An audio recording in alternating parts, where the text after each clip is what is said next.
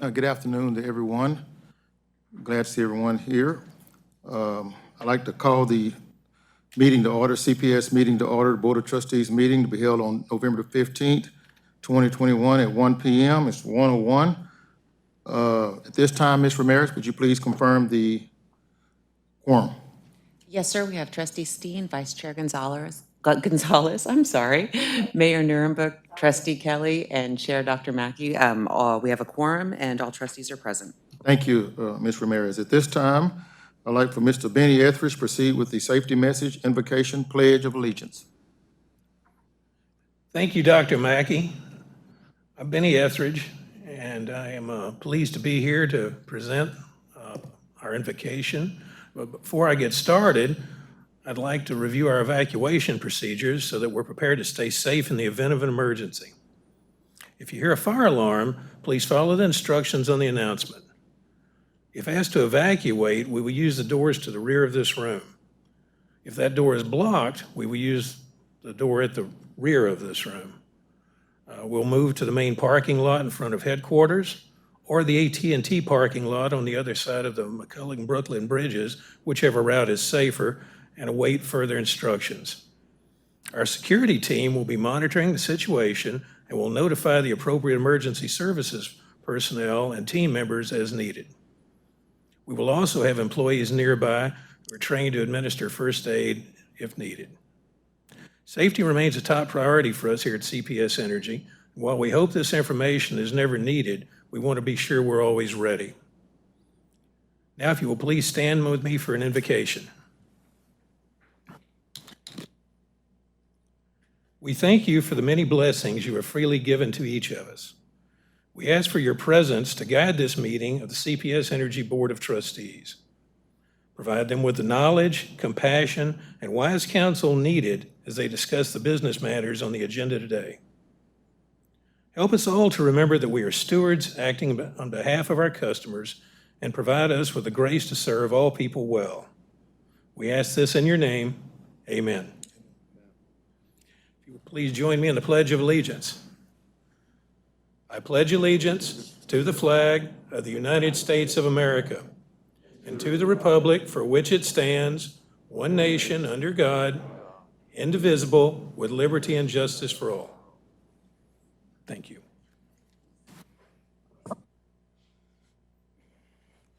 At this time, Ms. Loretta Kerner will proceed to facilitate public comments. Item number 3. Thank you, Chair Dr. Mackey.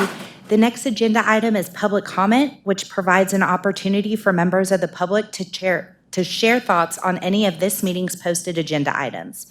Here's how the process will work. We will invite pre-registered speakers to speak, and they may only address the board on CPS Energy related business listed on the posted agenda for this meeting. Speakers should state their first and last name, what organization or group they represent, if applicable, and indicate the agenda item number they are going to speak about. Our first speaker is Alan Montemayor, followed by Prentice Miller.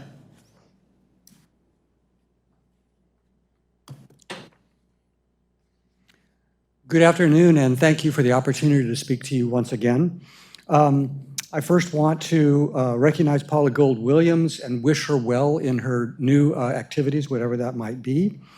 And also welcome Mr. Rudy Garza, the interim CEO. We have great hopes for transparency, for bold action on climate action from Mr. Garza. And I would like to request that he perform all his activities through the lens of climate justice, because that's so critical to what we're doing. Today, I'd like to speak to you very quickly about 2 items, the big freeze, item 5B, and decarbonization of CPS Energy. I recognize that these are difficult financial times for CPS Energy due to many different factors. This difficult financial position, I want to stress, is all of our difficulty, not just the board, not just CPS, but all citizens who pay taxes and who use the services of CPS Energy. As far as the big freeze, I have a handout in your hands. I think each of you has that. I would not going to go into it in great detail because you already have the written stuff. Some of you have seen this before. There are some ideas that you're going to be following up on later on in the meeting here. I do appreciate that. But please take a moment to look through that and see if there are ideas that really could advance things for all of us. In particular, there is a project which I recommend, and I tell you that I attach a one-page summary of the project for your consideration. I did not do that, but if any of you do not have that and would like it, please contact me. My contact information is at the bottom there. I know that we can do better than we did during the last freeze, and I know that we will do better. So I appreciate everything that you're doing and will continue to do. As far as decarbonization goes, the events at Glasgow last week have really highlighted the necessity of prompt action. We have a climate action adaptation plan that the city has signed on to. I don't feel that we're promulgating that quickly enough. Mayor, I call upon you to accelerate the implementation of that. We need to close the spruce coal plants. There's no doubt about it. We need to do it expeditiously, and we need your guidance on what the timeline is to get that done in a way that will not jeopardize the financial well-being of CPS Energy nor its customers. We need to electrify the CPS Energy fleet at a faster rate. We know this is good for CPS Energy. We know it's good for the environment, and it's just a good business case. We need to eliminate the subsidies for switching to natural gas. You still have these in place. It makes no sense when we're really trying to move to a sustainable grid. We need to incentivize EVs in fleets and personal vehicles, which I know you guys are already starting to do, and I would like to see that accelerated. We need to incentivize wind and solar even further than what has already been done. I'm sorry, sir. Oh, there's time. I'm sorry. I'll go very quickly. Push us forward with storage, eliminate plastics, particularly single-use plastics, incentivize efficiency, load shedding, time of use. And I can assure you that we will continue to work tirelessly to eliminate coal in San Antonio. In fact, we will redouble our efforts in 2021. We plan to bring in new unified voices and constituencies to this effort. We'll talk to you, to SAWS, to the San Antonio City Council members, to Bexar County officials and others. In fact, we will use all legal means to decarbonize CPS Energy. Thank you for your kind attention. Thank you.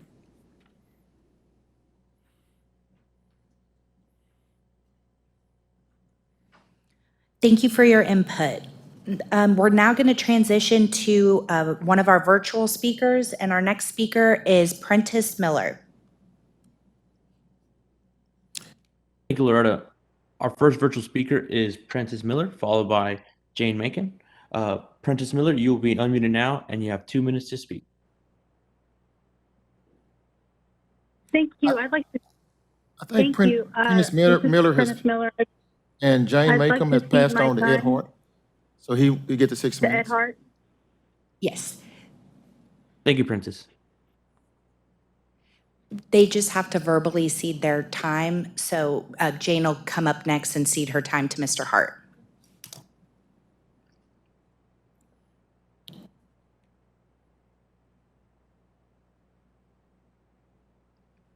Adrian, can you bring Jane on the line, please? Yes, ma'am, we'll do. Jane, you'll be unmuted now. My time to Ed Hart. Thank you, Jane. All right, so our next public input speaker is Mr. Ed Hart, and he has 6 minutes to speak total, 4 minutes ceded to him.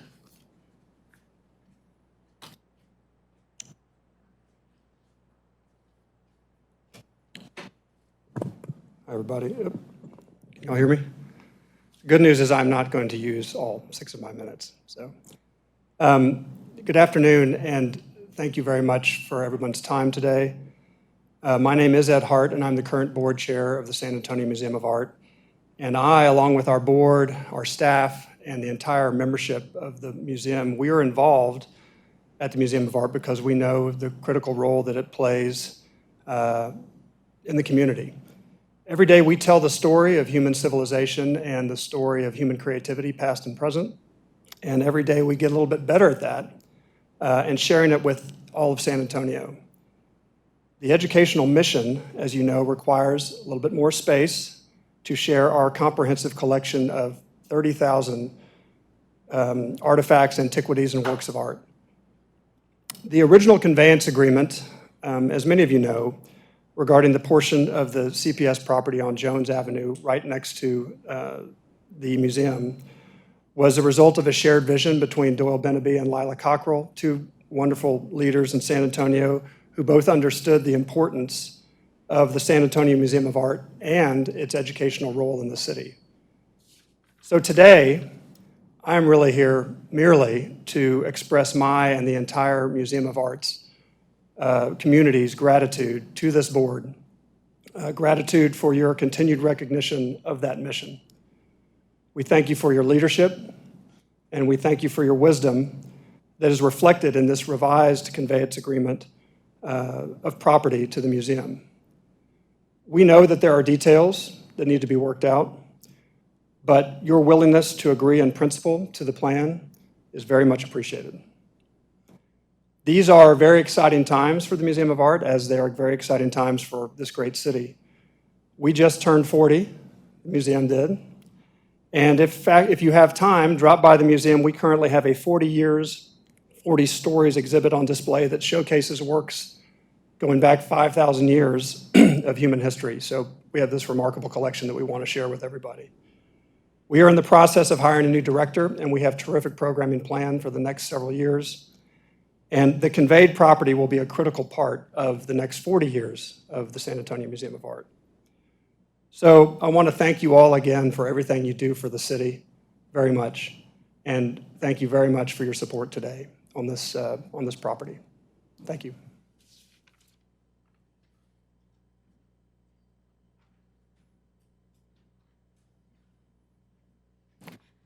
All right, thank you for your input. And our last virtual speaker is Mr. Terry Burns.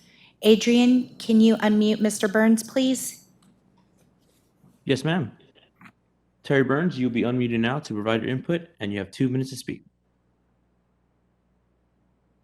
Thank you, and thank you, Board, for taking my comments. I would like to express my individual disappointment and feelings regarding the ex-CEO, Paula Gold Williams. I feel she missed a great opportunity to bring rate equity to her historically disadvantaged East Side, to bring the antiquated racist-derived CPS board structure into 21st century standards of governance, to change the CPS business culture to accept modern standards of transparency, honesty, and public engagement, to embrace renewable energy and climate justice, to improve our local health in our community.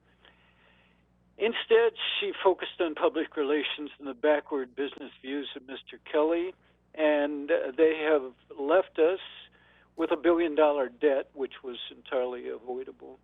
Mr. Garza seems competent to serve as interim CEO, and I wish him the best. However, I urge you and believe you must search nationally to find someone new to CPS to fully revamp its culture and operation. It's critical the board change its own rules and that it and City Council take a much more engaged, continuous, and active role in management of both our utilities. It's time to understand public input is not something to be avoided or ignored or discounted. It's time to accept that everybody is concerned about the success of our utilities and about the success of our community. And good ideas come from all different places and should be respected in that process. Thank you very much. Thank you. Thank you for your input. That was our last virtual registered speaker. I will now turn the meeting back to Chair Dr. Mackey. Thank you. At this time, we'll have an update from our interim CEO report. Mr. Rudy Garza. Thank you, Dr. Mackey, members of the board. I just have a verbal report today, really regarding our transition process. And so I want to hit a few points. We're going to talk a little bit today about the presentation Paul Barham is going to do on winter preparedness, about getting on the road to building back our community's trust, which we've talked a lot about between the board members and myself that we're working on. Give you a brief update while there's no presentation on the work that we've been doing with the city on the rate case. I did want to just mention it briefly. And then I'm going to finish the conversation today with really a focus on our people. So as Paul presents today to give you an update on where we are, you'll see that there are a lot of action items that are in process.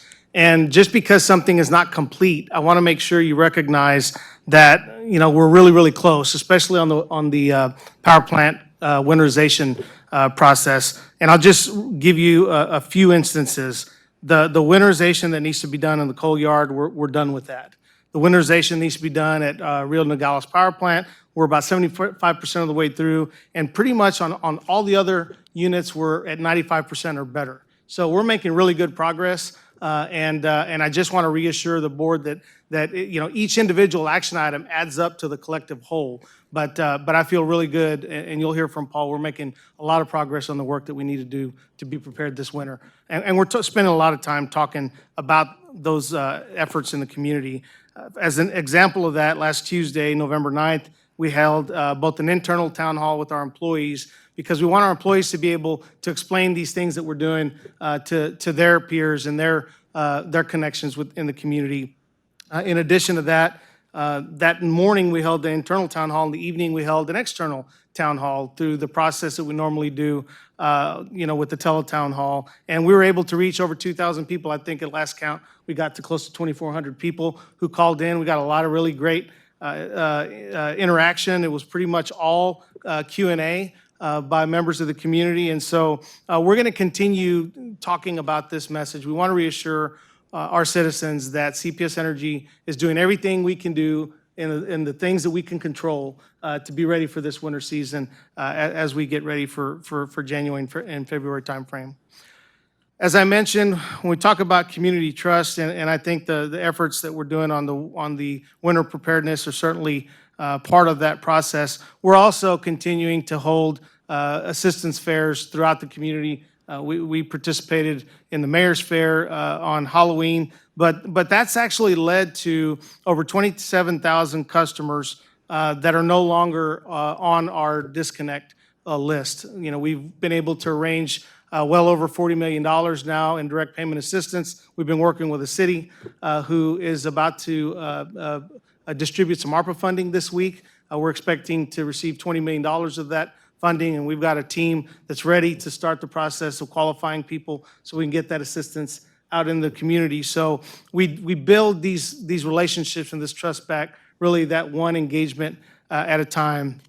On the work we've been doing with respect to our rate discussion, we have been working really closely. Corey Kaczynski and our team on the finance side have been working with Ben Gorzel at the city to really get alignment on what the true need is. And that picture is coming into clearer focus. I want to thank the mayor, the city manager, and the folks at the city who have been working, spending a lot of hours with us to try to get this right. And we expect to have that conversation with the board on where we are in the very near future. Finally, on our people, we were just notified that CPS Energy's McCullough building, our new corporate headquarters, is won a 2021 Best Projects Award from Engineering News and Record, the ENR organization, in the renovation and restoration category. We're automatically entered into the National Best of the Best Awards as well, just on the basis of that nomination. And we will receive the award on December 17th, and will be featured in the December 13th issue of ENR for Texas and Louisiana. And a big focus on that is on the environmental stewardship of this building and the fact that we're LEED Gold certified. Finally, I've got one of our employees here, and I wanted to recognize Michael Blackman. As you can see, Michael is our Batman in the picture with the mayor. I was the only one that was not in costume in that picture. But Michael Blackman started his career with CPS Energy as an energy advisor on February 1st, 2016. He quickly excelled in his role and was promoted to Customer Contact Center Supervisor on March 27th, 2017. Michael brings over 15 years of leadership experience with the utilities and higher education fields. He holds a Bachelor of Science degree in business and has 2 master's degrees in arts education and organizational management. Michael currently plays a very significant role in several business areas, including our agency portal, scam reporting, and the electric vehicle program. And most recently, Michael was selected to lead our customer outreach effort team. They're the group that is actually making calls into the community to help citizens get connected to the assistance that is available. He is very passionate about developing his staff and helping them become solution providers for our customers, creating workable plans. He's been married over 11 years to his beautiful wife, Holly. They have 2 children, Kinley, 10, and Colin, 7. And again, when the mayor asked us to participate in his event, that was on a Sunday of Halloween from, I think we were there from noon to somewhere around 4 o'clock. And we had no problem getting we had 5, 6 tables of folks lined up to provide assistance. And it's indicative of the type of commitment that Michael and all of our team really has to helping our customers. So I did want to give Michael just a quick chance. I know a lot of times y'all want to hear directly from our employees. So Michael, please tell us a little bit about yourself. Thank you, Rudy. I think you said enough already. Thank you for inviting me here. Thank you for allowing me to speak. In my experience, CPS Energy is a great company working in the Customer Contact Center. We get to speak to our customers daily. The core team, they're doing an amazing job. So we're being proactive. We're reaching out to our customers. We're helping our customers. And if we cannot help them with the agency information, we're setting up, we're being solutions providers and making sure that, that they succeed in doing what they need to do. Yep. Very good. Any questions? I just want to thank you. Thank you, Mr. Garza, for bringing an employee up in front of us and acknowledging him. And I'd like to thank him for all the services that he provided to CPS and its leadership and what they're doing over there. Thank you very much. Thank you, sir. Any other board members? Yes. Thank you, Chair. Well, I noticed that you're leaving that photo up there for a really long time. It's making me uncomfortable. But thank you, Michael, and also to your team members for being at the event the other day. I don't know if I said it in here, but the people that we are communicating with at these resource fairs, which are happening all across the city, it's very surprising. We have been trying to push out this message about assistance available in all aspects for the last year and a half. And we are still getting folks constantly coming up to us, telling us they weren't aware that there was help out there. So these are really critical to our success in being able to reach customers who might otherwise be at risk for losing service. And I want to thank the staff, Rudy being there, making sure that we have some face time, because when we interact with people one-on-one, in person, we're also finding that it's not the only issue. You know, the utility bill is one aspect of a very challenging situation for a lot of them, and there's tens of thousands of families in this situation. So we can point them to the sister agency, we can point them to the housing assistance, we can get them to food assistance as well. So I don't want to underestimate the need for us to be out there in person on an ongoing basis, and that need is probably not going to end at any point soon, but I'm glad that we're devoting resources to it. Thank you, Chair. Anyone else? Mr. Garza, could you summarize where you are in terms of reaching out to people? And we had that large number of people and Yes, sir. the dollars, and just kind of where we are today. So the numbers are coming down, especially we're really focused on the residential side. We've kind of gotten through the first push of reinstituting disconnects on the business side. And by and large, we've done a really good job of helping those businesses that needed the help. So now we've really focused in on the residential. And, you know, the number was up, you know, we've reached out directly to, we're up over 90,000. We may be getting up to close to 100,000 now. The number of customers who were eligible for disconnect was up, you know, close to 80,000 customers. Now that number's down to around 63,000 customers. Every day, you know, numbers go up and they come down. So every day that number changes. So I feel like the customers who will engage us, you know, have engaged us, and we've been able to put them on payment plans and help them find assistance. But one of the things that I mentioned at the Municipal Utilities Committee meeting a couple weeks ago was that we're going to put a team together to actually go out and start knocking on doors. There are some customers who are, challenged by being able to get around to get to an event that the mayor's talking about. Maybe customers who don't have cell phones, elderly folks that may live alone. So we believe there's a need to go out and start knocking on doors strategically. We're not going to go out and maybe knock on 500,000 doors, but we can go out and knock on, 5,000, 10,000 doors for people who might have a need that's not being met because they can't get out of their home. And that message was very, very well received by the committee. Thank you. Well, that was my question. It's because it seems like you're doing so much. What else can we do? Well, that's the next step, is actually going door to door. That's something we haven't done yet that we can certainly do. Okay. Thank you. Anyone else? Yes. Mr. Bowden?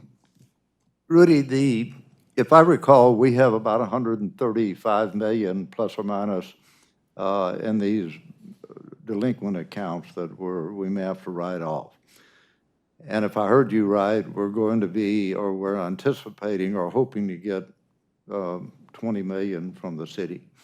If you get that 20 million, how are you applying it to the 135 million? Is it applied to wipe out individual accounts, or is it applied ratably to every account? Or how will you actually apply that 20 million if we get it from the city?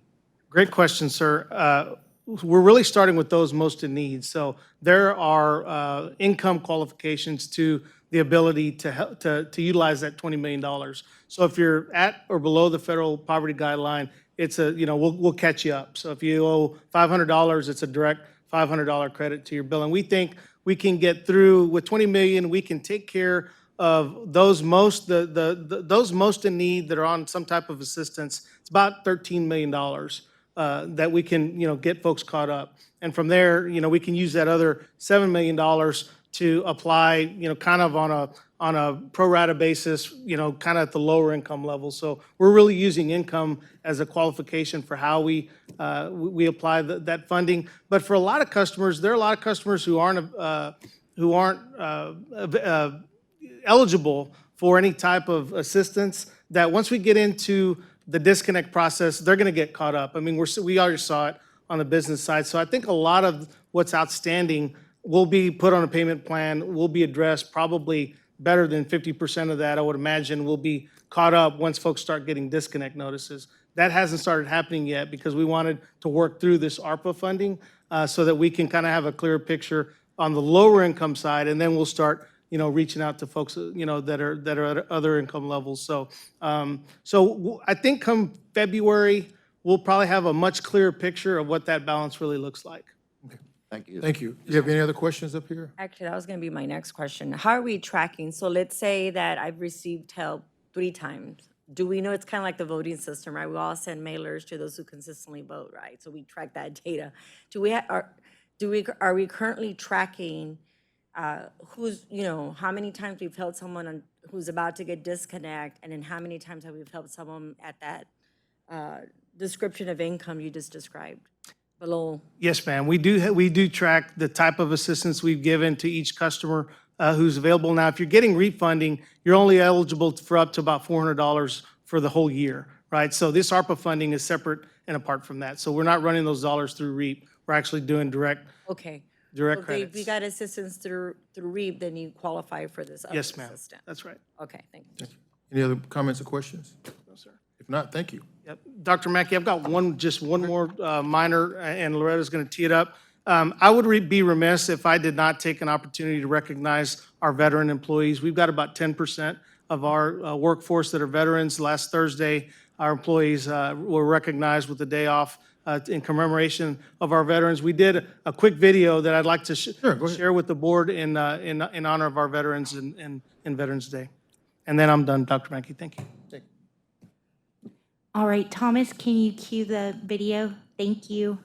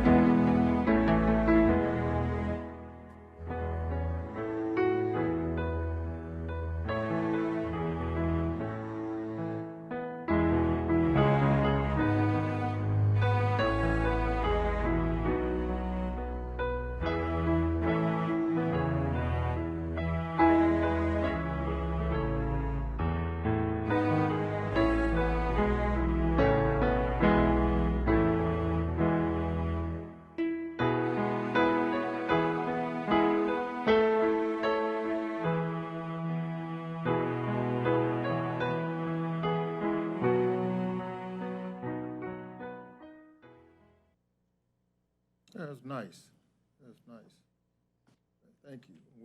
We appreciate all our veterans and what they've done to serve this country and being an employee of CPS Energy. So we thank them for the work well done. At this time, we would like to proceed with item number 5, additional updates, cost-saving recycling byproducts from plant. Mr. Benny Etheridge, and 5B would be winter preparedness progress report by Mr. Paul Barnum.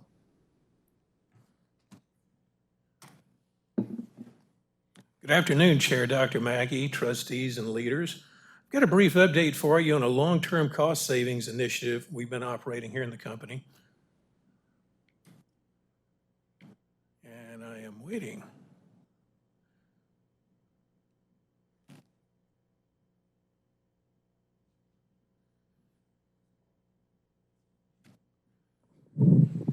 I would go ahead and start, and the presentation will catch up. There you go. Apologize for the delay. Thank you. So today we're going to be talking about the benefits of coal ash recycling. We'll touch briefly on our alignment with our pillars, benefits, the agreement we put in place, and then what this means to our customers. Recycling aligns with our guiding pillars. Specifically, it's a financially responsible thing to do with what would be a waste product. It allows us to focus on customer affordability, environmental responsibility, and resiliency. We have a strong commitment to sustainability, as you all know, and under your guidance. We recycle over 99% of the coal ash produced. That remaining a little less than 1% is a particular type of ash that is a little difficult to recycle, and it is landfill typically. This process reduces our landfill and disposal costs significantly, conserves natural resources, and actually reduces the cost of concrete produced locally for the many projects in our community. We put an agreement in place starting back in 1978, and it's evolved over the years. But this entire agreement is just structured to avoid coal ash landfill, reusing those materials for the benefit of the community. I'd like to give a shout out to our environmental team. They have really been the champion for recycling across the company. I can tell you that when I joined this organization 6 years ago, one of the first things Greg Teakin mentioned to me was the importance we assign to recycling. Now, our power generation fleet and the coal ash makes up about 80% of this. The balance is materials that we no longer need within the business: metals, plastics, wood, batteries, and so forth. All of that's recycled, and I will tell you there's a strong emphasis to even work beyond recycling and not even generate the waste. Now, I'd be remiss if I didn't tell you that at the end of the day, we're still focused through our flexible path resource plan on new generation. It's just we're doing in parallel the best we can do with what we have with coal generation today. So looking back since 2005, we've managed to recycle 5.5 million tons of coal ash. That's put about $35 million in royalty payments in our account, and it's allowed us to avoid over $72 million in construction costs for 6 new landfills. It's a total of about $107 million, plus what others have saved here in the community. That concludes my remarks. Happy to take any questions. Any questions or comments? Thank you, Mr. Etheridge.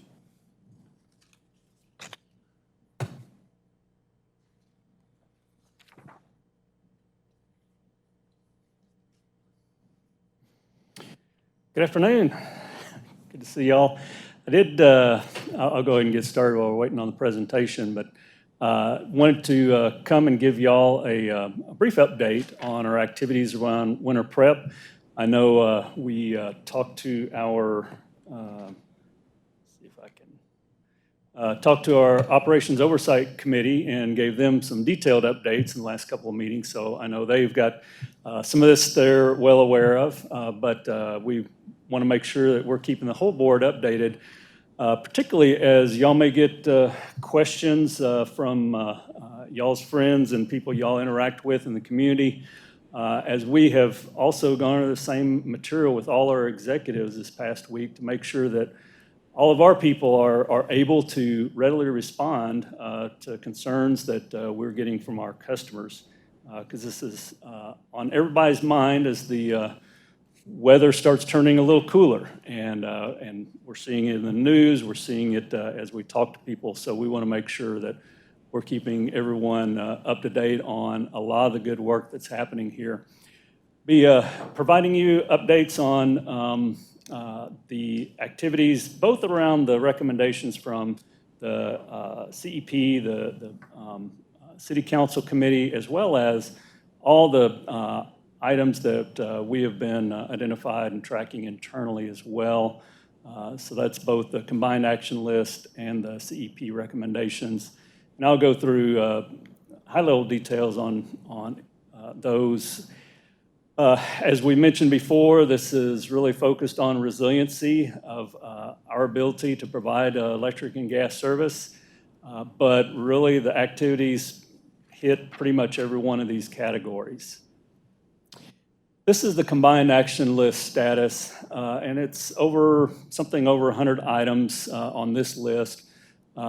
As you can see, about a third of those, over a third of those, we're showing as complete internally. And as Rudy indicated, there's probably more than that are essentially complete, but the paperwork is still catching up. The only point on the pie chart on the right, the chart of many colors there, is just to point out that these activities cover a wide range of things that were identified internally. As our personnel thought back on things that they may have had challenges with, those were all identified, captured, and that's really what this broader list is, and includes everything from the challenges we had getting food to personnel when all the restaurants were shut down, to things as complex as doing winter loading analysis on all of our distribution circuits, so we have a good solid understanding of what that would look like in a future event. Similar for the CEP recommendations, about a third of those we're showing as approved or internally complete and approved. We'll be carrying a lot of those items and probably some, in addition to that, forward to the MUC at the next meeting, which is at the end of this month. But you can see a lot of progress shown here as well. So let me dive into at least hitting some of the high-level items.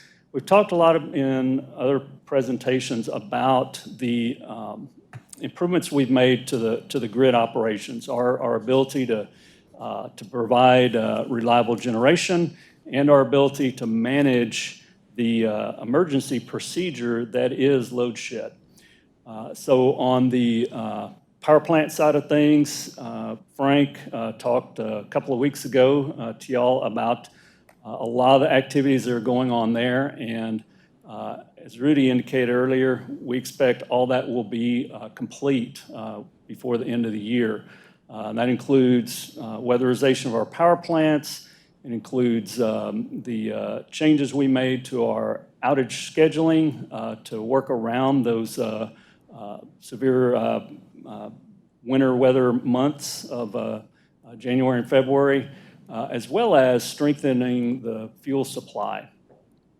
On the load shed side of things, which is the part that really hit the customers directly, we have made a lot of improvements there. And I know we've talked about a lot of those things. We feel we are fully prepared for a Uri-size event, and that has been tested. I know the Operations Oversight Committee heard from Blackman Beach at the last meeting, who did the third-party assessment, and that assessment work is something that they've completed the first phase of that, but that is something that will be ongoing as we continue to find opportunities to make improvements there.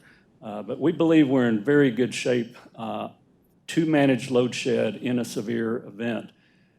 I will also add that we are right now in kind of the final activities around submission of attestations of our preparation for winter.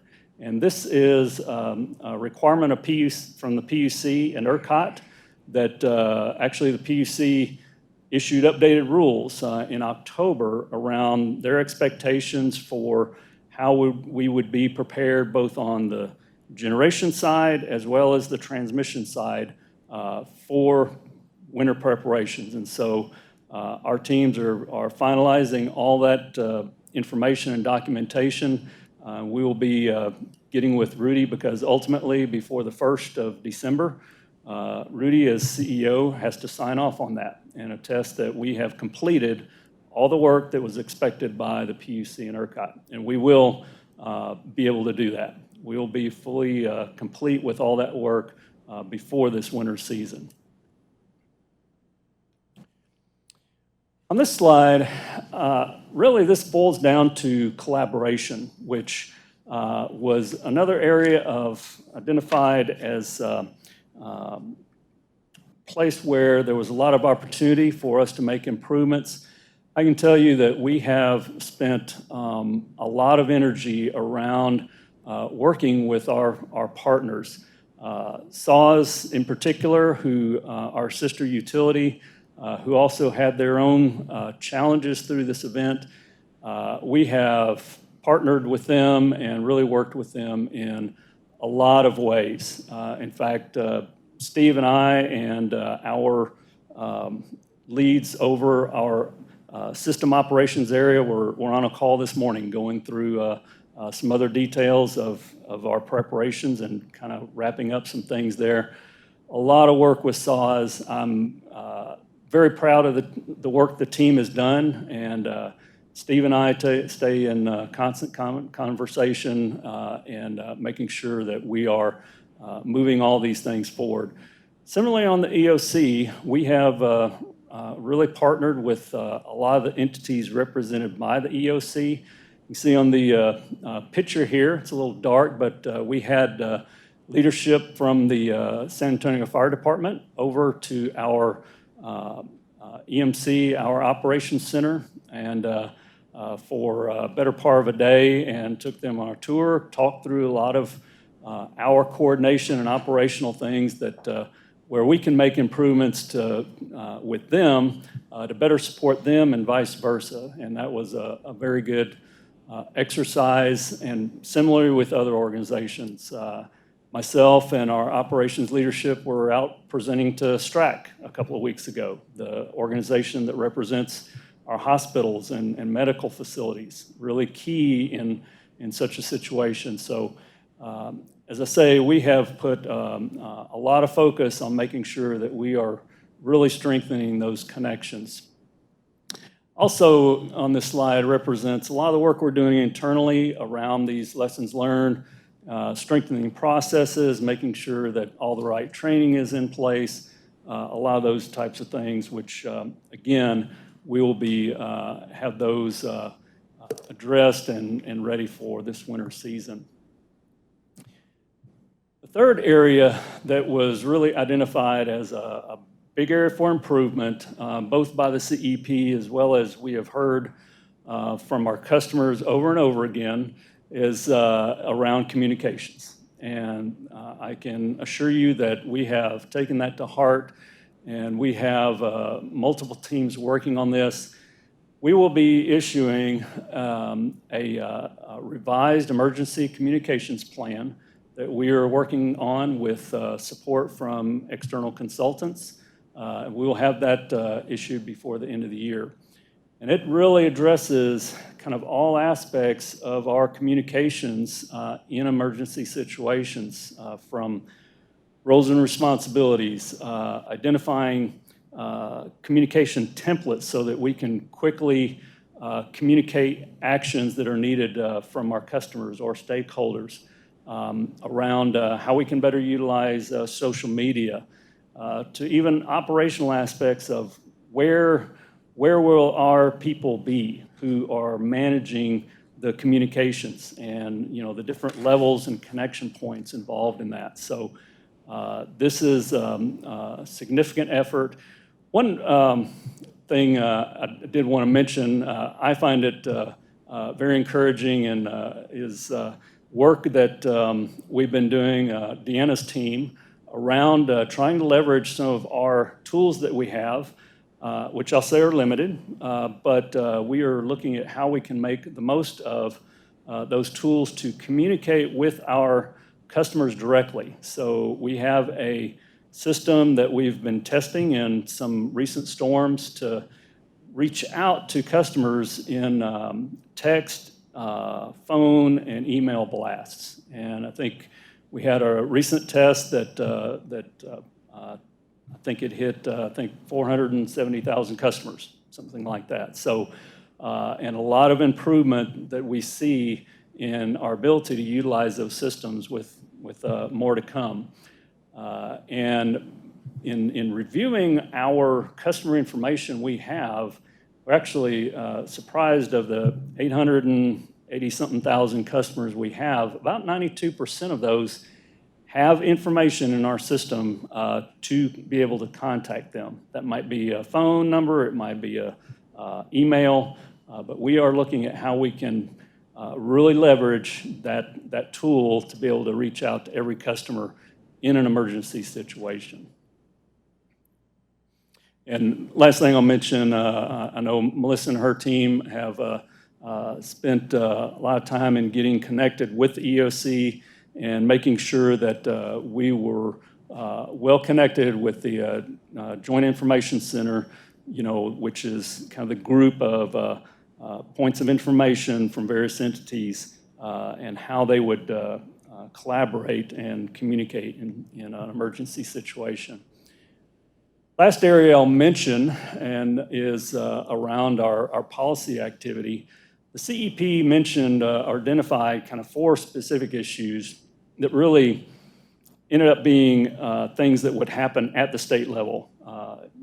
And so Kathy Garcia and her team have really been working tirelessly in keeping up with really a lot of activity associated, not just with these 4 issues, but a lot of other market redesign that's happening at the state level, resiliency efforts, and I think these recommendations for the CEP were kind of focused on electric, but there's this whole effort in the gas system as well. And so you notice the Railroad Commission identified up there. There's a lot of work going on at the Railroad Commission, and we are watching and engaged in that as well. Tracking, at least last time I looked at the report, some 36 topics, and I know there's been more than 28 meetings. It's probably well in the 30s now, but it seems like there are meetings going on several times a week. In fact, there was one that some of our teams were in today on the winter preparations, final information. So just to close out, next steps, we will continue to provide y'all updates as well as the Municipal Utilities Committee monthly. And more often than that, if y'all have questions or get questions of the community that you need information on, we are definitely here at your call to provide that information. Also helps us know what kind of questions y'all may be hearing so that we can proactively address those things. And we will continue to wrap up all these activities to be prepared fully for the coming winter. And with that, I'll thank you and open it to any questions you may have. Any questions or comments? Are there any questions or comments? There's not. Thank you. Thank y'all.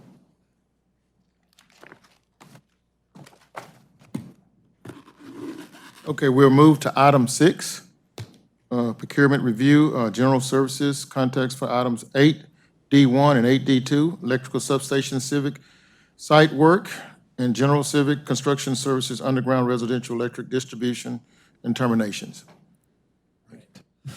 Good afternoon, Chair Dr. Mackey, board members. As you noted, I'm going to speak to you about items 8D1 and 8D2 on the agenda.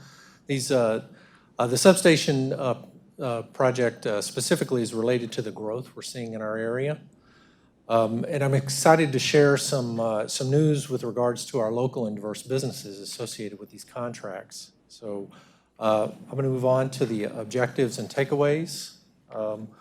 I'll provide an overview of the underground residential work and the type of work that's done on that contract. I'll also provide an overview of the Substation Civil site work and the kind of work that's done. And as noted, we will be seeking your approval on the consent agenda for the 3 contractors and for residential, and the 6 underground residential, and the 6 for the civil site work. So let's take a quick look at the agenda. I'll speak to the guiding pillars. We'll talk about the scopes of these contracts, how we use these contractor construction firms, and then we'll move to the request for approval on the consent agenda. From a guiding pillar standpoint, these projects are directly related to both the reliability and the resiliency of our system. And as you'll see specifically in the substation civil site work, this work is directly related to the safety of both our personnel and the general public as well. So let's move to the underground scope. The residential underground construction, the primary focus of this contract is to convert, do overhead to underground conversions in our residential neighborhoods. They also focus on replacing direct buried cable. In the 70s, we directly buried the cable in the ground, and we're replacing that. We also perform reliability improvement projects as our engineering teams develop those. And the scope of this contract is full construction, so it is from the pre-construction meeting all the way to construction closeout. Now, some of the types of projects that we would do on this kind of project is a rebuild of the full neighborhood loop, or converting the existing overhead lines in a neighborhood to underground system.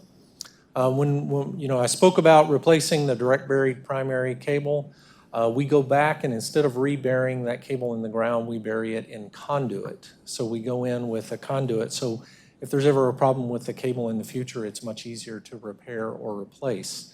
And also, the contractors terminate the cables, they put the ends on the cables, and they connect them to the transformer. As you can see in the picture there, that is one of our underground pad mount transformers, and the step it is ready for is to connect the cable ends and then connect it up to the transformer. So that's the type of work that's done on the underground residential contract.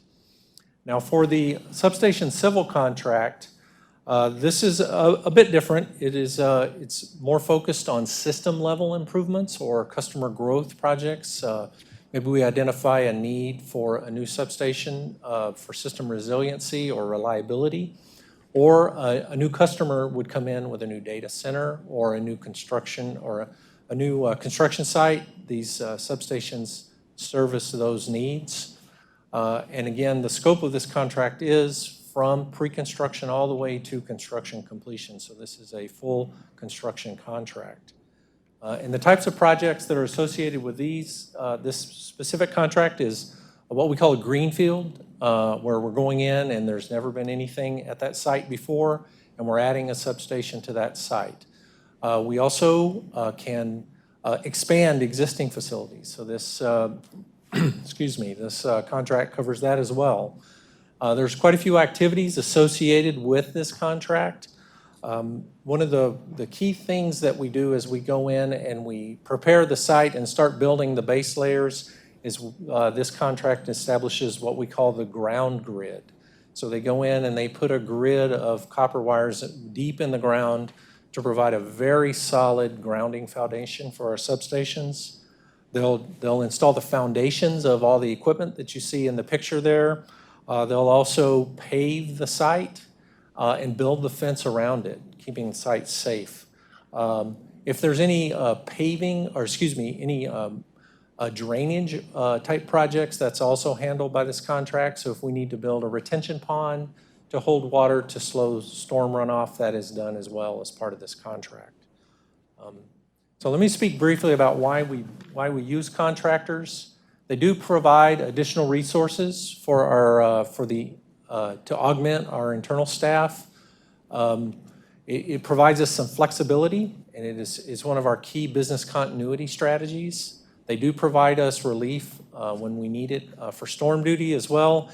And we also like it because there are some mechanisms within the contract to do some mini bidding within the selected firms. And so it does give CPS Energy the best value for our dollar.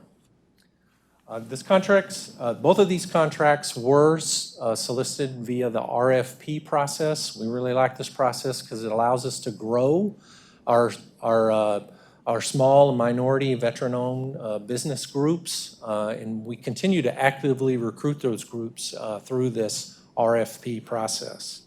Now, before I go to the selection of the firms specifically, I'd like to address a comment that was made a couple of board meetings ago regarding the contractor performance. We heard you, and we've implemented one thing, and we're implementing something else as well.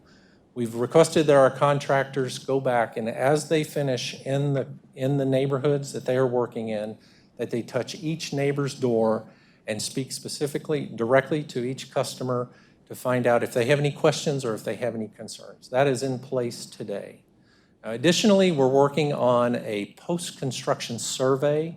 This post-construction survey will be sent out to the same neighborhood. Everyone who's alerted at the beginning of the process will get a survey at the end, and it allows us anonymous feedback for the contractors at the end of the process as well. So thank you for the feedback.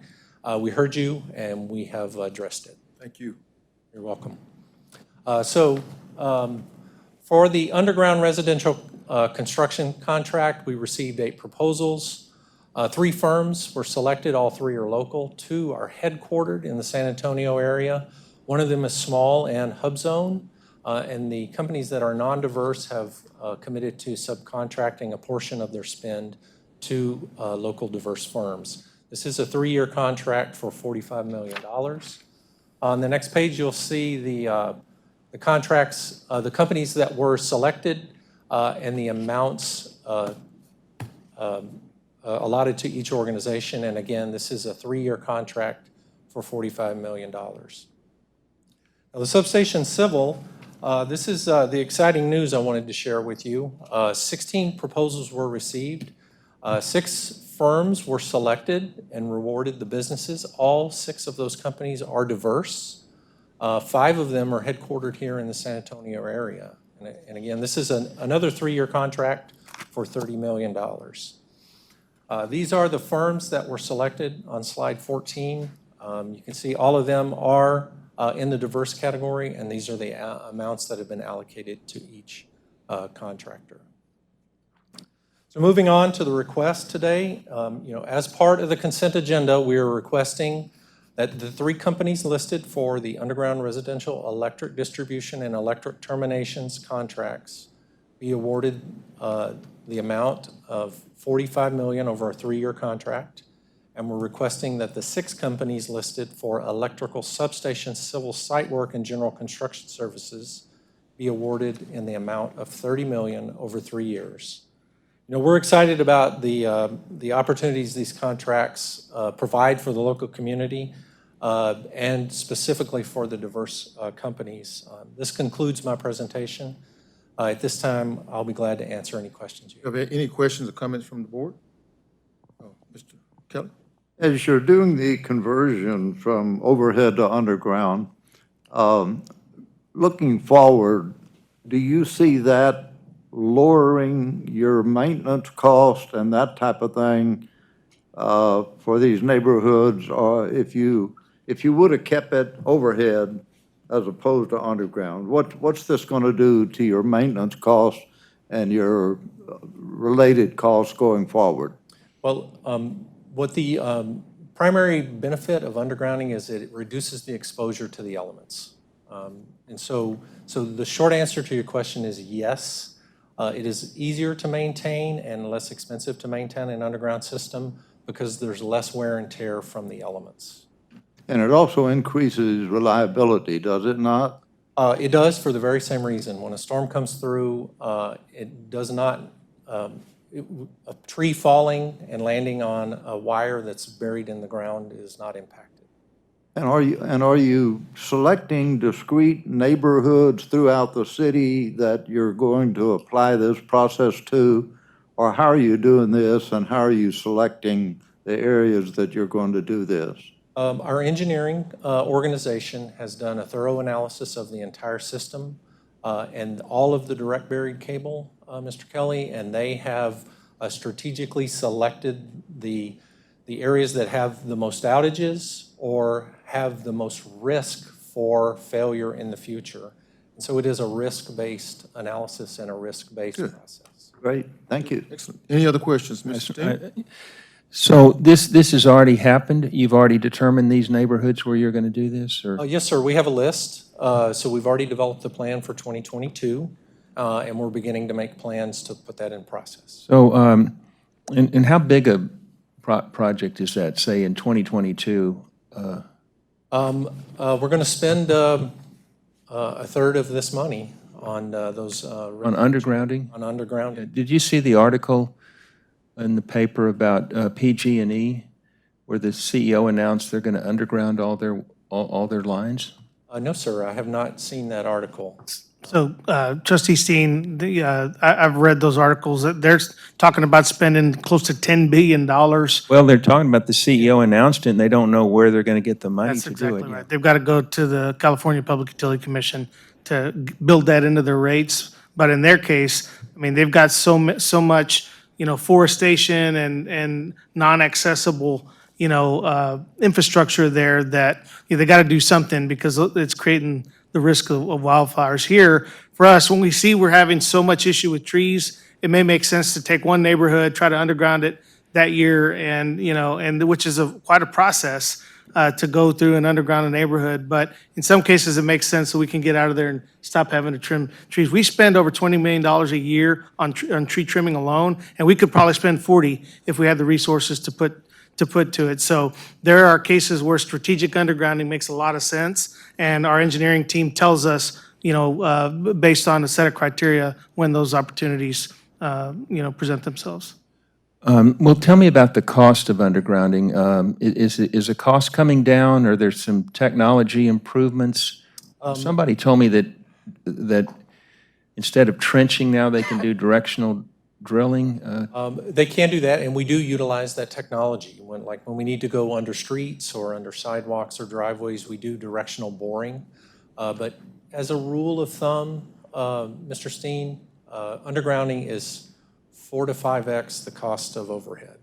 Didn't it used to be more like 10x? I don't have the historical cost on that. But it's 4 or 5 now? It's 4 to 5 now. And I'd like to see your list of these neighborhoods that you're. You bet. I'd be glad to provide that to you. Thank you. Thank you. Mayor? Yeah, and I understand the criteria you're using to select the neighborhoods. I wouldn't know where you would begin other than to tackle the higher risk areas and the ones that are experiencing most outages. What I would suggest, Rudy, you might be already doing this, but with the amount of capital spend that's going to be happening with the city's bond program, the county's infrastructure plan as well, there's going to be a lot of streets that are going to be torn up. Just as a normal course of capital improvement, I would hope that that's part of the consideration. When we have a street opened up, there's not a better time to start undergrounding cables if we have that opportunity. And to the extent that we can collaborate between utilities, that would be very helpful. Great. Yeah, thank you. We'll include Ms. that. Gonzalez? Yes. Again, thank you for making the intentional effort to include small business. Quick question. So is it a federal hub zone or a state hub zone? It's a federal hub zone. Okay. Then the other thing is I would like to see an ongoing report of the money spent on the small businesses at 10%. If it's 15 million, that should be like 1.5 million per small business is being selected over the course of time. Well, so I want to make sure that I get a report on that. You bet. We can provide that as well. Thank you. Any other questions or comments from the board? If not, I want to thank you for good, very good. Thank you. Ms. Consider state hub, just because again, that might open up the group for diverse small business versus just federal. Okay. Thank you. Thank you. Ms. Ramirez, would you please take us into executive session? Yes, sir. At this time, the board is going to recess into executive session to discuss matters that have been duly posted under several provisions of Chapter 551 of the Texas Government Code, including attorney-client privilege, consulting an attorney, attorney-client matters under Section 551.071, deliberations and other authorization on real property under Section 551.072, prospective gifts or donations under Section 551.073, personnel matters under Section 551.074, security personnel or devices under Section 551.076, to deliberate regarding security audits and devices under Section 551.089, to deliberate under Texas Government Code Section 418.183 subsection F about confidential information under the Texas Homeland Security Act, economic development negotiations under Section 551.076, and to deliberate, vote, or take final action on competitive matters under Section 551.086. At the conclusion of executive session, the board will reconvene in open session and continue the meeting. It's 2:10 as we enter executive session. Thank you, Ms. Ramirez. At this time, we'll proceed to executive session. Thank you.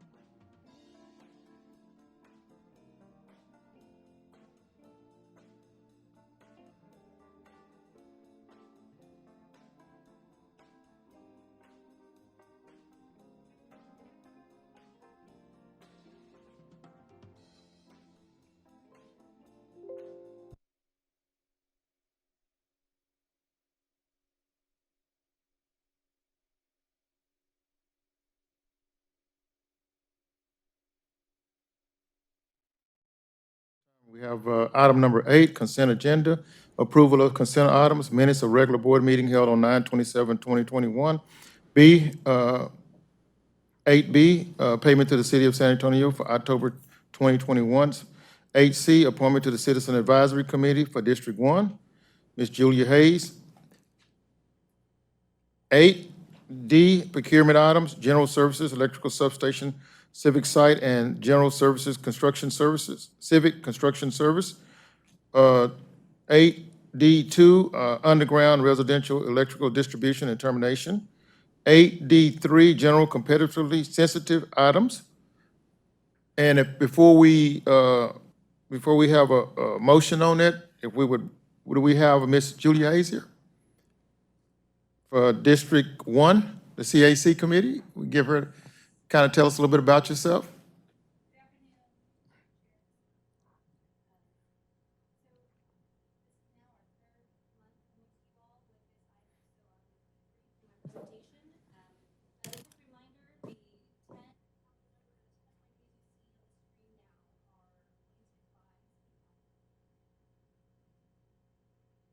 Thank you. Thank you. As you can see on the screen, the 10 members there are appointed by City Council. CAC is a 15-member committee, 10 of which are appointed by City Council from each of the districts, and 5 are at-large members from the community. All 15 members do come to the Board of Trustees for approval.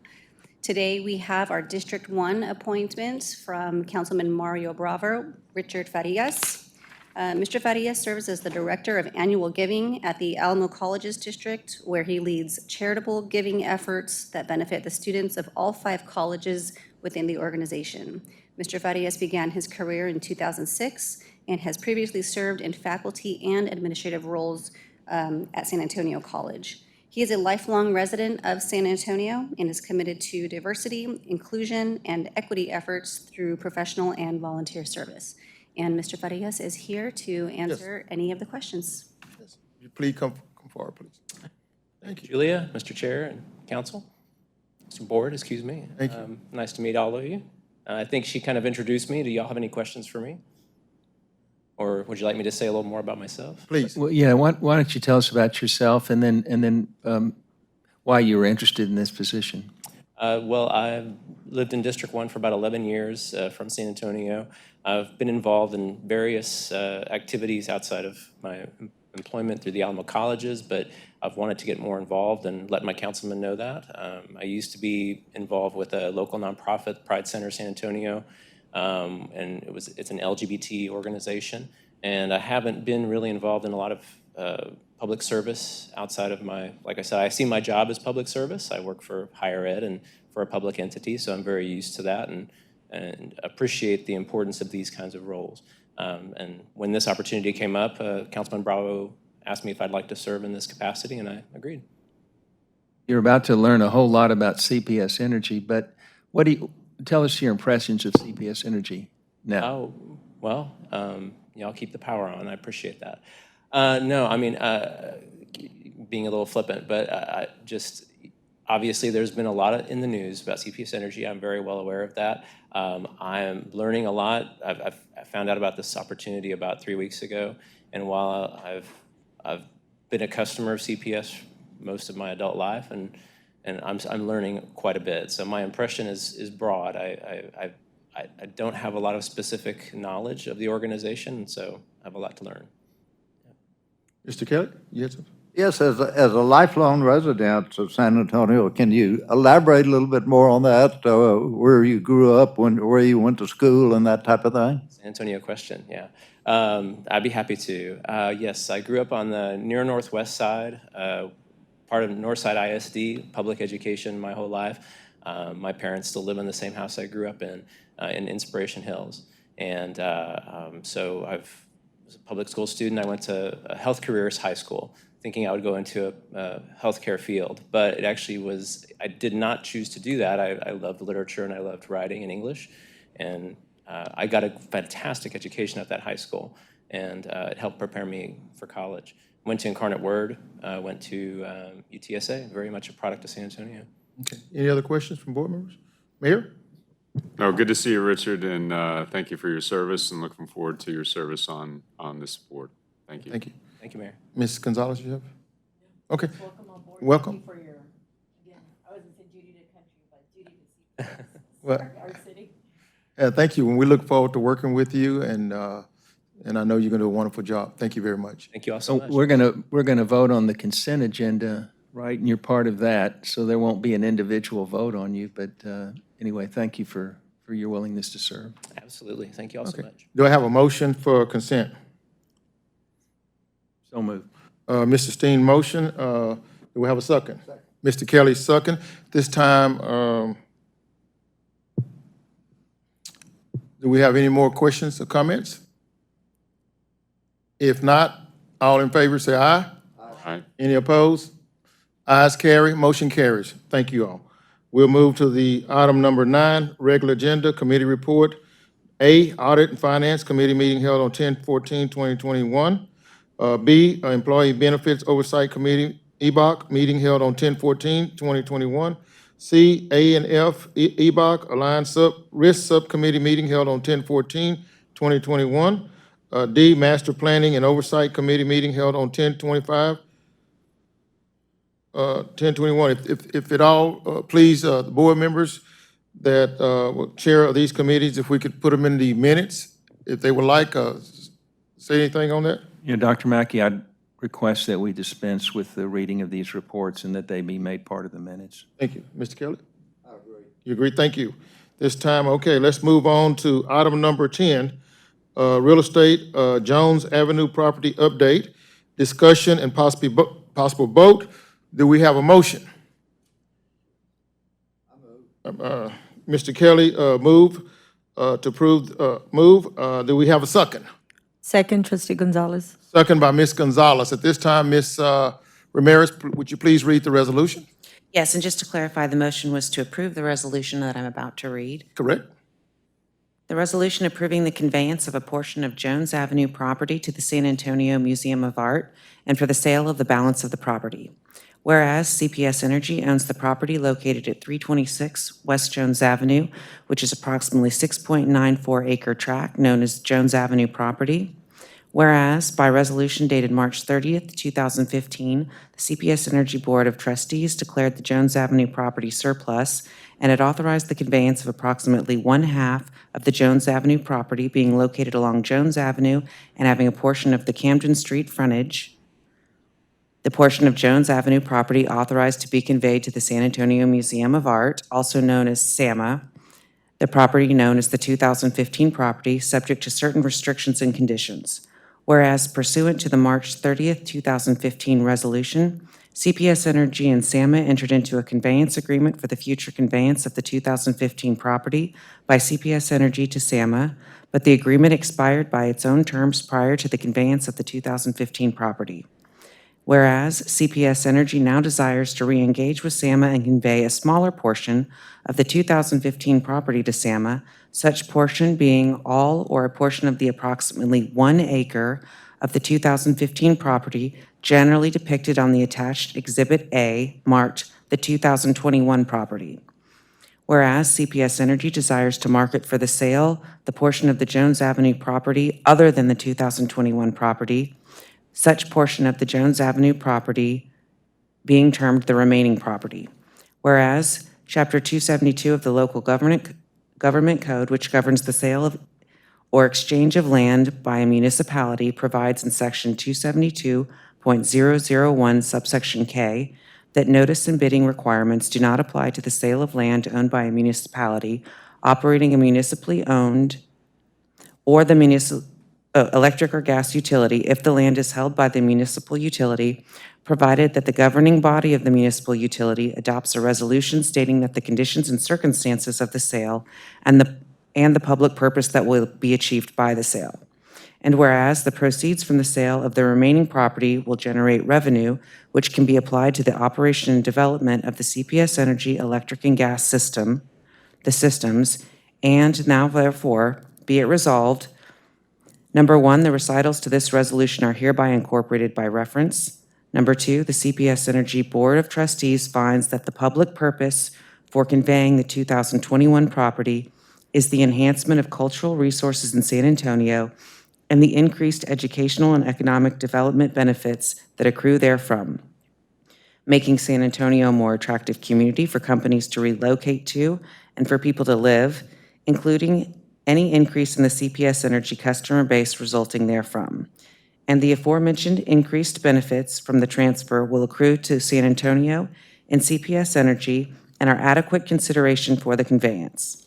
Number 3, CPS Energy Board of Trustees authorizes but does not obligate the president and CEO or his or her designee to take any and all actions necessary or appropriate to identify the exact boundaries of the 2021 property and the remaining property, provided the 2021 property is all or a portion of the approximately 1 acre generally depicted in the attached Exhibit A, and to negotiate, execute, and deliver one or more definite and binding transaction documents which such employees or agents deem necessary or appropriate to convey the 2021 property to SAMA for its use for museum purposes on such terms and subject to restrictions or conditions as they deem appropriate, including, without limitations, those deemed appropriate for the conveyance to comply with all applicable law, restrictions on the use of the 2021 property, allocation of environmental responsibility, a prohibition against any liens or encumbrances, and a prohibition against revenue-generating activities.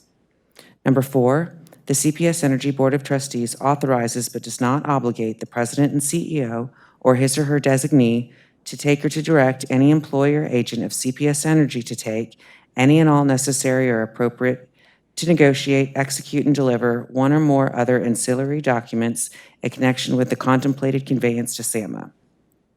The CPS Energy Board of Trustees authorizes CPS Energy staff to take any and all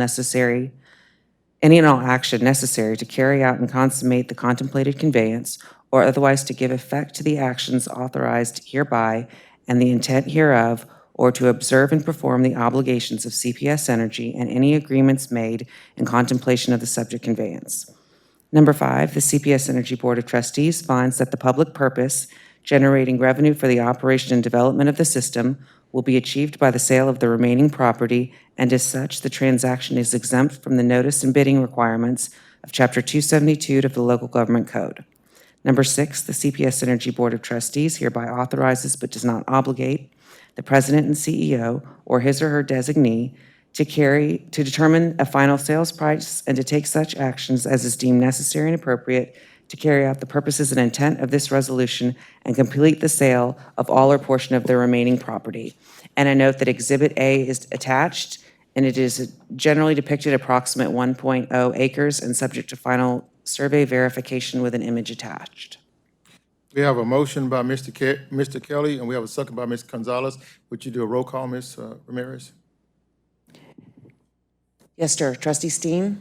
I've got a question. When you read that last paragraph 6, where we authorize but not obligate the president, CEO, or his or her designee, it says to determine a final sales price.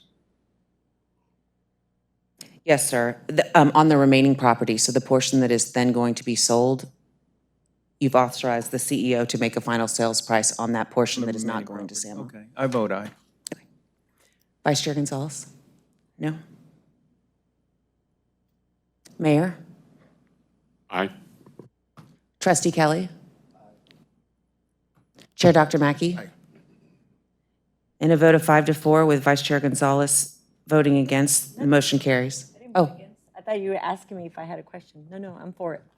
Sorry. to be clear then, all yeses, it was a unanimous vote. Motion carries. Motion carries. Thank you. Thank you. Okay, we'll move on to item number 11 of Flex Power Bundle update. Mr. Kevin Polo.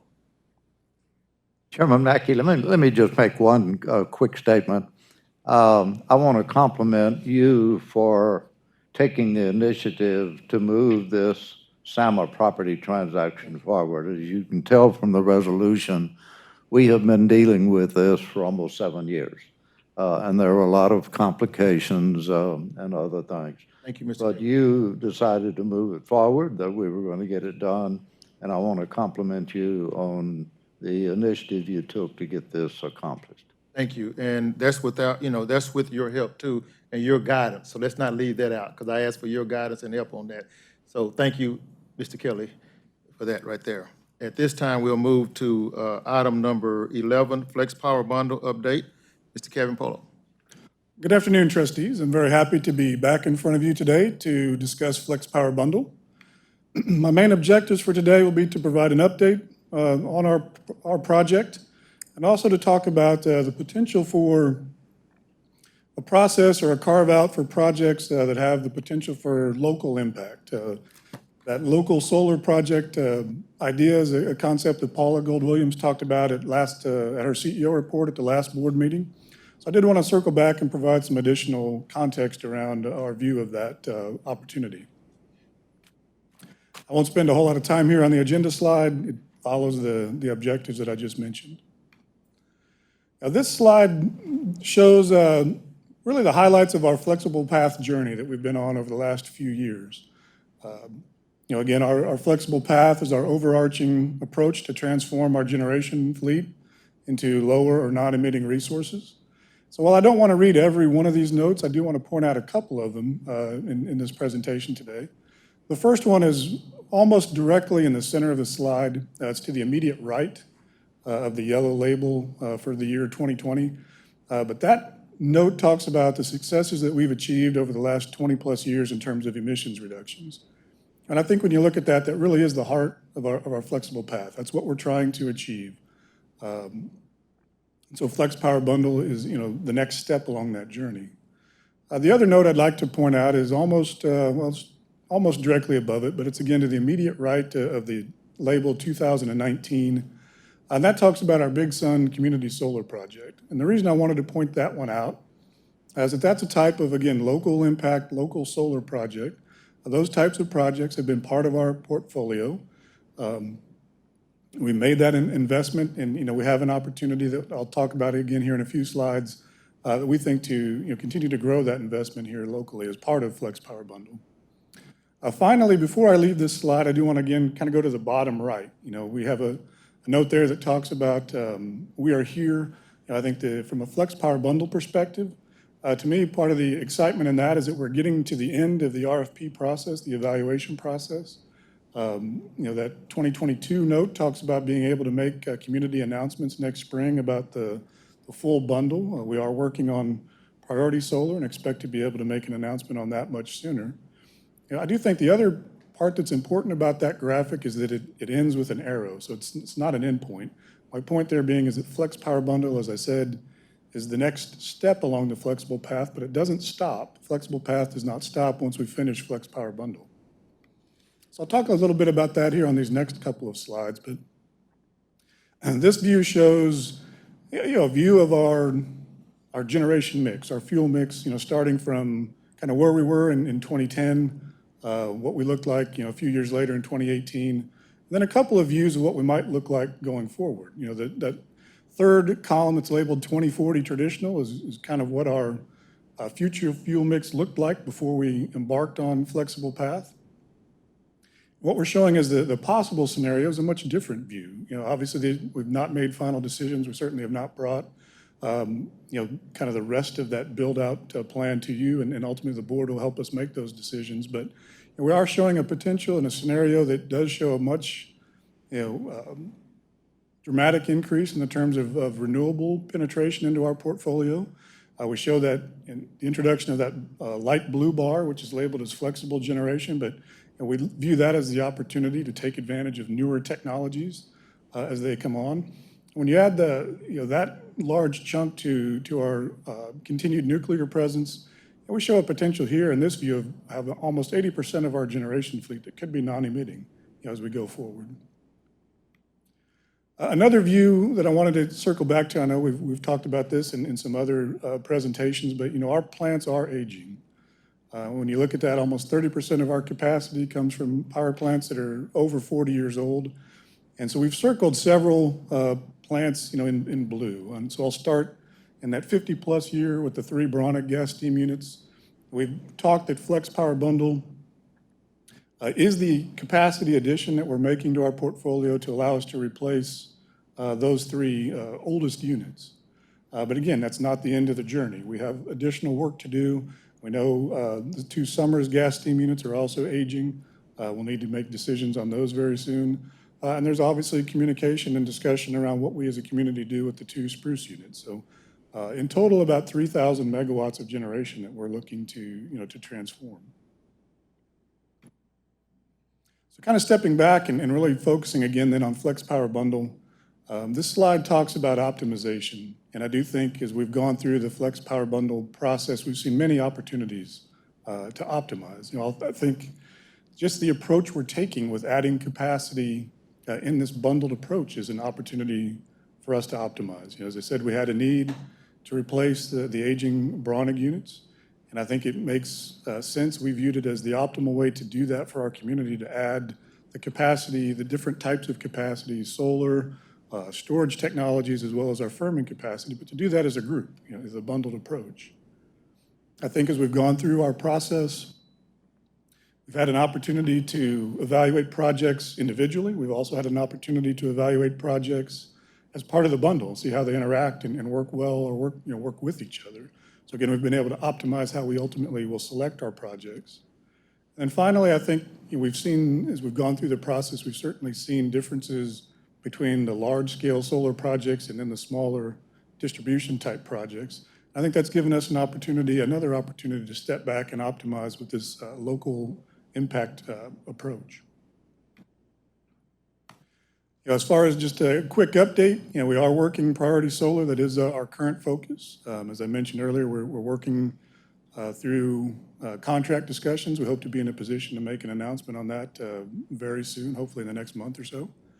For the rest of the bundle, or the final bundle, as I said on the earlier slide, we anticipate being able to make announcements early next spring. And just again, so there's no confusion, when I say final bundle, talking about everything really except for that priority solar. So the rest of our large-scale solar projects, the storage projects, as well as our firming projects. So I did want to, as we've gone through the Flex Power Bundle, we've mentioned many times, our approach was to think global and apply local. We went and asked the industry for responses and ideas on how to address our capacity additions. And we saw a very strong response from the industry. We, very excited by the number of projects that we saw, the total number of megawatts that were offered to us. And so as we look at the solar projects, we see an opportunity really on how we can take a little different view, if you will, on how we would apply local. But starting with the original 900 megawatt solar goal, we're not changing that. What we are looking at doing is really breaking that into 3 different categories. So we've talked about our priority solar. That would be about 200 megawatts. The rest of the other large-scale solar projects would make up the next 650. And then we're looking at up to about 50 megawatts being this local impact solar selection that Paula mentioned at the last board meeting. And so this slide, shows, I think, we view the best opportunity to do that, to really take a step back and look at issuing a separate request for proposal for these types of smaller local projects. Doing a separate RFP would give us the opportunity to provide very specific, very intentional guidance on the types of projects that we're looking for, the different specifications that they would need to meet. What we've seen, again, as we've gone through the evaluation is certainly these smaller type projects don't enjoy the same economies of scale as the larger solar projects do. And typically, when you talk economies of scale like that, it translates into the purchase price. We do think, though, that as we look at these smaller local projects, there are many benefits beyond just the purchase price itself that we think they can deliver for our community. For example, we think we could have the opportunity to, very strategically site some of these projects. So they may help, for example, and relieve overloaded circuits, give us an opportunity to solve that problem potentially with generation solution as opposed to building more wires. We also think it gives these types of projects give us an opportunity to add solar, for example, in areas of town, areas of our community where that solar presence isn't as great as it may be in other areas of the community. Now, finally, I think one of the other big benefits is looking at the opportunity to generate that power locally does shield us and shield our customers from certain costs associated with what I'll call the larger grid. But depending on the time of year and what transmission lines may be out on maintenance, for example, you get what I'll call traffic that shows up on the congestion system, on the distribution and transmission systems. It's called congestion. And that has a very real cost, in terms of moving that power from where it's generated, if it's generated remotely, to where we use it here in San Antonio.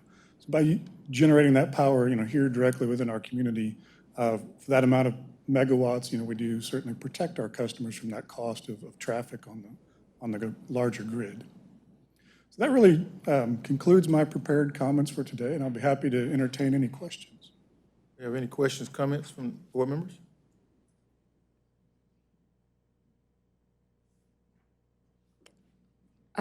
Maybe not tonight, today, this evening. I know it's been a long, but I do kind of want to revisit, we've had such priorities, and I know this is just as important as everything else, but the last 6 months, it's been a lot. And so what I would like to do is just maybe have a follow-up meeting just to get acclimated with, again, all our priorities, where are we at? Because I think I'm confusing our RFP for Flex Path versus Flex Bundle, or they're both all mixed? Well, I think when we look at flexible path, to me, that's our umbrella. And I get that part, but I'm just saying where we are with the status. So I guess what I'm saying is, like, I got to get acclimated again. I want to know where we're at with each of them. I think there's already a certain amount of companies we've already selected. How is different than the other simultaneous? Yes, we do have a few RFPs. Right, so I guess what I'm asking later on is just to get caught up, and actually, I think that would be beneficial to all of us, not just me, so that we can make sure we make good decisions for everybody involved. We will bring that back. Any other questions, comments, rest of the board? If not, thank you. Thank you. And now, do I have a motion to adjourn the meeting? Moved by Mr. Kelly, have a second? Have a second to adjourn the meeting. Second. Mayor has a second. We have a motion by Mr. Kelly, a second by the mayor. All in favor? Aye. Aye. Any opposed? Motion carries to adjourn. Thank you.